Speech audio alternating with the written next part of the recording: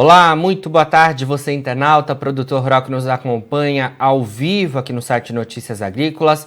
Nossos boletins estão de volta e o destaque agora é para o setor sucroenergético. Vamos falar um pouco mais em relação às movimentações do mercado do açúcar e também do etanol. E para isso, nós falamos agora ao vivo com Maurício Murucci, analista das safras e mercado. Maurício, muito boa tarde, obrigado pela sua presença aqui com a gente do Notícias Agrícolas. Muito boa tarde, Jonathan. Muito boa tarde aí, internautas aí do Notícias Agrícolas, e agradeço mais uma vez o convite. Nós é que agradecemos, Maurício. Bom, queria começar falando sobre as movimentações recentes no mercado do açúcar, né? A gente que aí nessa semana tem acompanhado as oscilações no mercado do petróleo, né? Também o câmbio, né? Ambos no financeiro. A gente também tem projetos lá em Brasília, né, que impactam de alguma forma o setor, e nesta semana também tivemos aí a recente divulgação da Única em relação à moagem na última quinzena. Queria que você começasse falando pra gente, Maurício, sobre como é que você tem visto o mercado do açúcar nesses últimos dias, né? A gente que tem visto o mercado seguindo ao redor de 18 centavos por libra-peso. Bom, basicamente o mercado ele vem de uma tendência, em Nova York, né, o de açúcar, né? Ele vem de uma tendência de baixa por pelo menos umas 3 a 4 semanas. Ao longo dessa semana, agora dessa quinta e última semana de junho, tivemos até alguns movimentos de reação em Nova York, mas muito pontuais, que nem de longe recuperam as quedas acumuladas, tá? E basicamente o mercado de açúcar tem reagido aos fundamentos, que é o andamento da safra do corrente 2022-23 no centro-sul do Brasil, sem percalços climáticos. O que eu quero dizer? Que não tem chovido no centro-sul, e essa não incidência de chuvas resulta em andamento da moagem de cana de forma regular e sem atrasos, né? Isso pelo lado dos fundamentos. Pelo lado dos vetores externos ao mercado de açúcar, nós temos quedas constantes no petróleo, né? Apesar de ele oscilar em $114 o barril, aí, ele já teve em momentos de 120 alguns dias atrás e tem acumulado quedas, né? E isso ajuda a impactar o açúcar diretamente através da expectativa de redução aí nos preços da gasolina pela influência de baixa do petróleo, e indiretamente também por conta da negatividade que se instala no mercado de derivativos internacional como um todo, né? Então o petróleo exerce influência indireta através do etanol, né? Não, desculpe, direta através do etanol e indireta através dos vetores financeiros internacionais, do clima de aversão a risco, né? Toda essa questão aí no mercado financeiro como um todo que o petróleo embaixo fornece, né? E basicamente o drive central, tá? O drive central do açúcar em Nova York segue o dos fundamentos, tá? Basicamente, olhando de um modo bem distante, assim, essas são as questões. Perfeito, Maurício. Bom, a gente tem hoje, né, o mercado do petróleo caindo mais de 3%, né? O WTI cotado em cerca de $105 o barril, o Brent em $109 o barril, mas com perdas expressivas aí. Olhando esse cenário do petróleo, olhando essas questões relacionadas aos fundamentos, a gente pode ver uma sequência ainda do cenário de baixa no mercado do açúcar, ou podemos esperar novidades ao longo das próximas semanas? Como é que você vê esse cenário? Bom, até o início de agosto, basicamente, nós podemos ver uma sequência de baixa no mercado de açúcar e de etanol também, né? Até o início de agosto. Depois de agosto, nós temos aí o Centro-Sul saindo do seu ápice produtivo e já passando para um padrão de oferta aí, negativo a cada quinzena na evolução da safra, né? A curva de oferta passa de positiva para negativa. Como você falou há pouco tempo, agora no início aqui da nossa entrevista, você falou que em Brasília alguns trâmites estão ocorrendo que podem afetar o mercado. E é correto, porque o mercado de etanol ele está sendo negativamente influenciado pela aprovação da PL, tá? dos combustíveis em geral. Na verdade, ela não é só dos combustíveis, né? Ela implica sobre outros setores.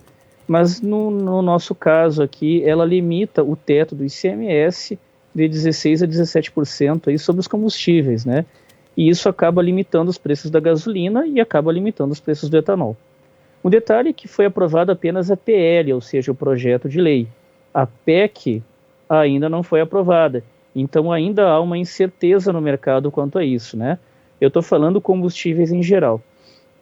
Nesse sentido, Jonathan, o etanol hidratado em Ribeirão Preto, entre a sexta-feira passada e a segunda-feira agora, o início dessa semana, teve uma queda de 23 centavos por litro, tá? Entre esses 2 dias. Ele saiu de 4,62, desculpe, para 4,42 entre a sexta e a segunda-feira. Caído 4,52 nessa segunda-feira, dessa quinta e última semana de junho, né? Ele permaneceu nesse patamar, ele não se recuperou mais. Mas o detalhe, Jonathan, é que essa queda ela não vai parar por aí. Porque a gasolina está com uma defasagem muito grande aí de preços, uma queda de preços muito grande. Pelo menos aí nas distribuidoras, né? Que com isso, para que as usinas consigam manter o nível de 65% de competitividade do hidratado frente à gasolina, esses preços devem cair a 3,02 o litro em Ribeirão Preto. E essa é a nossa expectativa. Na verdade, a nossa expectativa foi de que a assinatura aí, ou da PEC ou da PL, né, dos combustíveis ou dos demais setores aí que limitam o teto do ICMS, ela derrubasse 45 centavos por litro, né? O hidratado na usina, e caiu só 23. Ou seja, tem mais espaço para cair para que a competitividade seja mantida. Mas por que a competitividade seja mantida em 65? Porque se a gente for olhar a demanda, Jonathan, a demanda está estagnada em 1,3 bilhão de litros, tá? Desde abril. Em maio foram vendidos 1,39 bilhão de litros, quase 1,4, né? Mas ficou na faixa de 1,3 ainda. Agora, os dados mais recentes de junho, da Única, atualizados ontem, sugerem uma demanda de 840 milhões de litros de hidratado na primeira metade de junho. Se a gente for pegar essa demanda da primeira quinzena de junho e projetar ali para a segunda quinzena, vai ter uma demanda de 1,3 bilhão, 1,37, se eu não me engano, tá? 1,37. Essa venda de 1,37 bilhão de litros em junho, ela tende a ser menor que a venda, né, de maio, de 1,39 bilhão. Ou seja, e qual é o grande sentido disso aí? É que em maio nós não tínhamos uma competitividade tão boa que nós temos em junho. Então o fato de mês de junho ter sido um mês de competitividade muito grande do hidratado em Goiás, Mato Grosso do Sul, Goiás, Mato Grosso, São Paulo e Minas Gerais, 4 estados brasileiros com competitividade, sendo que São Paulo e Minas Gerais, grandes estados consumidores, não somente produtores, tinham níveis de competitividade em 65%. Não era pouca coisa, não era aquela competitividade 69%, 69,9%, né? Só para dizer que tem. Não, era 65%. E mesmo assim, as projeções de venda de hidratado têm caído em junho, com competitividade, contra maio, quando não havia competitividade. Então o mercado está muito surpreendente nesse sentido, tá? A falta de demanda de combustíveis em geral, tá, Jonathan? Não é só o hidratado. Combustíveis em geral está muito forte, está assustando muito o setor, né? E essas quedas essa limitação de teto de ICMS faz com que as usinas busquem pelo menos manter o nível de 65%, que mesmo com ele já válido, as vendas têm caído. Imagina se esse nível for para 68% ou for 70%, né? E isso a gente não pode esquecer também, Jonathan, que além dessa PEC dos combustíveis e que limita o teto do ICMS para vários produtos da cadeia econômica em geral, não só combustíveis, né? Nós temos a PEC dos biocombustíveis. Essa é uma PEC exclusivamente voltada ao etanol, Uhum. Tá? E caso aprovada essa PEC, Jonathan, para não me estender muito aqui, vou resumir, tá? Ela tende a derrubar o ICMS em São Paulo de 13,3% para 9,6%. Se isso acontecer, esse piso que eu falei agora há pouco no início da entrevista, em R$ 3,02 para Ribeirão Preto, ele consegue subir para 13,10, tá? Mas ele depende da aprovação da PEC dos biocombustíveis, tá? Que é uma outra PEC, é diferente dessa que foi aprovada sexta-feira passada aí. Se a gente for olhar na mídia, Jonathan, eu acho que tu deve saber isso melhor do que eu, há declarações de representantes políticos aí ligados ao agronegócio, tá? De que na semana que vem essa PEC deve ser aprovada, tá? Mas por enquanto nós temos declarações, nós não temos uma ação efetiva, né? Que são dois mundos diferentes, né, Jonathan?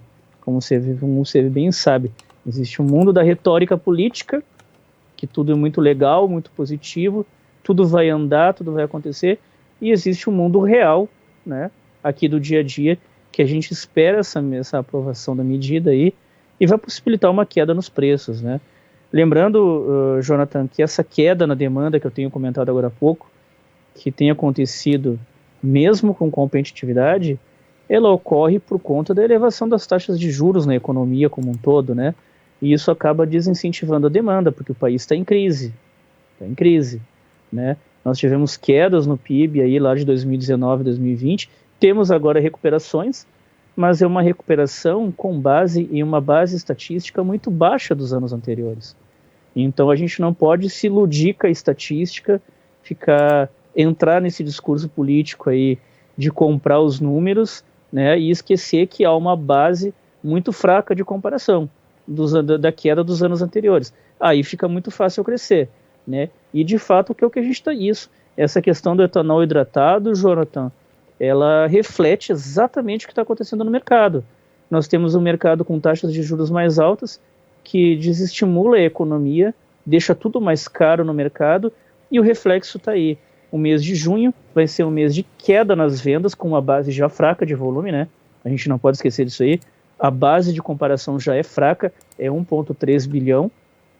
A gente vai ter um mês de queda na venda, porque não tem demanda. E isso acontece mesmo com competitividade. E aí, Jonathan, lembrando um pouquinho ali atrás, quando não tinha competitividade, a gente podia culpar a falta dela, né? Ah, não tem competitividade, não vende. Tá, beleza. Está resolvido o problema, mas agora nós temos competitividade e mesmo assim não vende, mesmo assim não cai. E é a deterioração dos vetores macroeconômicos como um todo, né, que resultam na necessidade de aumento da taxa de juros. É claro que a Federal Reserve está aumentando essas taxas de juros lá fora também, mas não é só isso a questão, e aí acaba resultando nesse problema macroeconômico que nós temos agora, que interfere na cadeia produtiva, né, não só do etanol, mas na economia como um todo. Até essas questões aí, Jonathan, esses projetos de leis, projetos de emenda constitucional que visam derrubar os impostos, né, é o Estado abrindo mão de receita na esperança que o consumo reaja, né? Isso que está acontecendo. Mas se a gente for buscar uma memória histórica, não muito longa, mais ou menos de 2013 a 2014, né, nós tivemos, quando teve uma crise internacional chegando aqui, nós tivemos exemplos aí de que o Estado também abriu mão de receita e o setor produtivo como um todo não baixou preços, né? Ele acabou assimilando esses aumentos de receita através de desonerações tributárias sem elevar os investimentos, e nem por isso o PIB evoluiu. Perfeita análise, Maurício.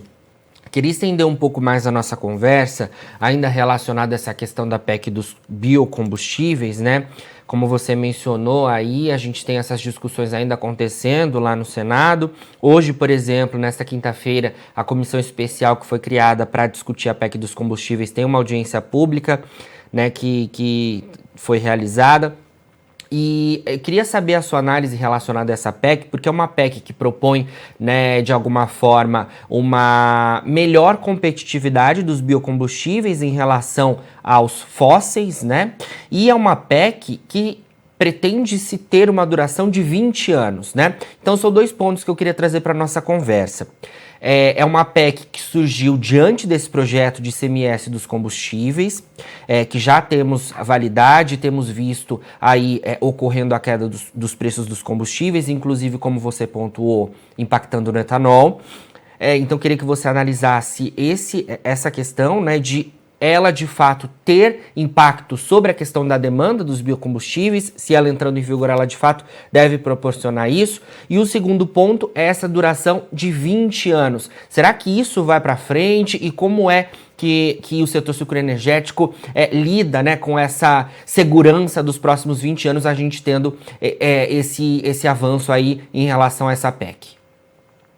Bom, Jonathan, o que está acontecendo é o seguinte, é complicado, tá? Você elaborar um projeto de lei em que o Estado preveja uma perda de arrecadação de 20 anos, tá? Eu não sei ao certo quantos bilhões são isso aí, mas é uma perda de arrecadação muito grande para o Estado, né? Para ele aceitar de bom grado abrir mão disso aí. Mas o problema não é só isso, aí a gente pensa nos serviços públicos, né? Na economia como um todo, né? Claro que ele tem que arranjar fontes de compensação. A questão não é bem assim, desse jeito, assim, simplesmente abrir mão de receita, né? Mas o grande detalhe, Jonathan, é o quanto isso vai se prolongar em termos de baixa de preço aos consumidores e aumento de competitividade para o setor. Porque a parte tributária, eu diria que é uma fração do problema, tá? É uma fração do problema. O problema central disso tudo, tá, é a baixa demanda no consumidor final por conta de preços muito elevados e por conta de uma taxa de juro muito elevada que desestimula a economia como um todo. Esse é o problema central, tá? Agora, a gente tentar baixar o preço dos combustíveis através de desoneração tributária, fazendo o Estado arrecadar menos e correndo o risco do ano que vem terem problemas fiscais agravados nos estados, que nem tinha há 3, 4 anos atrás, isso resolve um problema no curtíssimo prazo e cria um problema gigantesco no médio a longo prazo, tá? A partir do ano que vem, tá? Acontece, Jonathan, se a gente for lembrar, que parece, pelo menos para os políticos, tá, que é muito fácil esquecer disso aí, que o problema da alta dos combustíveis está no atrelamento dos preços da gasolina ao mercado internacional. Se os nossos custos de produção aqui são em reais, em moeda corrente, por que nós temos a atrelar o preço da gasolina em dólar, né? São em parte, né? Porque a Petrobras importa muita gasolina ainda. Então, algum evento inflacionário internacional, como é o caso da guerra da Ucrânia, mas na verdade esse evento inflacionário internacional ele foi agravado com a guerra da Ucrânia. Ele já existia antes. Em outubro do ano passado, os Estados Unidos já enfrentavam os maiores níveis de inflação em 30 anos, em outubro do ano passado, e a guerra aconteceu em fevereiro. Então já tinha um problema no cenário internacional como um todo, antes da guerra. A guerra só veio agravar isso aí, né? Então, se o mercado de combustíveis aqui traz essa inflação internacional para dentro do país, e não precisa nem ter uma inflação internacional, é só o dólar se valorizar, acaba trazendo um problema para dentro do país. Esse é o cerne da questão. Agora, quando o Estado ele não consegue entender isso aí, mas na verdade ele entende, né? No fundo ele entende. Mas, entre aspas, ele não consegue entender isso aí e ataca esse problema, né? Abrindo mão de receita e gerando crise fiscal nas entidades menores ao longo do ano que vem, isso resolve momentaneamente, digamos, no máximo em 40 dias, tá? O problema da alta dos preços. Porque depois de 40, 60 dias, a conjuntura natural do mercado, aí eu estou falando não só do etanol hidratado e do anidro, mas na gasolina, no petróleo, no câmbio como um todo, acaba neutralizando esse efeito de queda nos impostos, tá? Agora, trazendo aqui para o nosso lado aqui, Jonathan. No fim de julho, tá? A safra atual 22, 23 do Centro-Sul, ela vai sair do seu ápice produtivo. Eu falei agora há pouco isso aqui. Ela vai sair do ápice produtivo. A curva de oferta vai parar de subir e vai começar a cair, tá? Porque a safra vai se encaminhar para o seu final. O que você acha que vai acontecer nos preços quando acontecer esse movimento? Os preços vão subir, e não só o hidratado, o anidro também. Nisso já puxa a gasolina de algum modo. Tá? Então, se o hidratado e o anidro começarem a subir, teremos já dois vetores de sazonal da safra, tá?